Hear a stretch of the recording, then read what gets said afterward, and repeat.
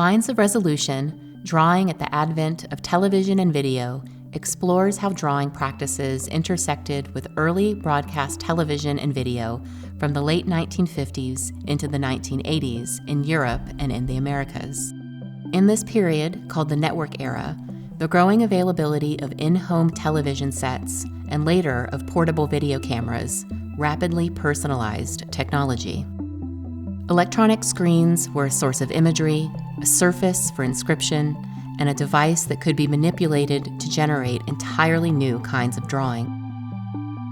Early pioneers of video art were inspired by the possibilities that the television scan lines offered for abstract art.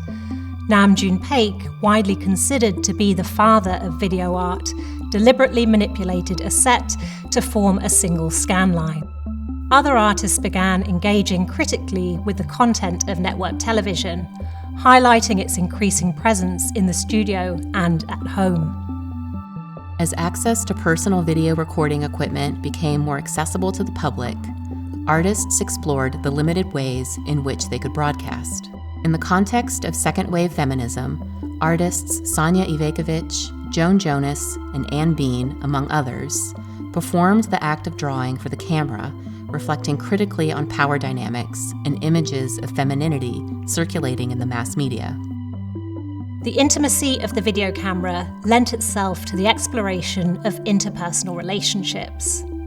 In 1975, Nina Sobel invited visitors to the Contemporary Art Museum Houston to participate in the creation of her brainwave drawing.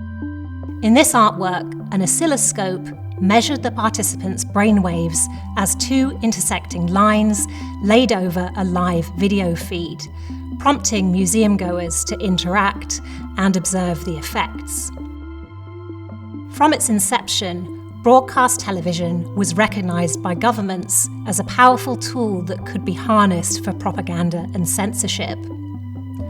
Artists explored how to intercept and deconstruct these messages. Annabella Geiger used cartography to raise questions about the political situation in her native Brazil, which had been under military rule since 1964. The room-sized installation, Four Messages, made in 1974 by Peruvian artist Teresa Burger, extracts and reconfigures sentences from state-sponsored television, commenting on the restriction of mass media.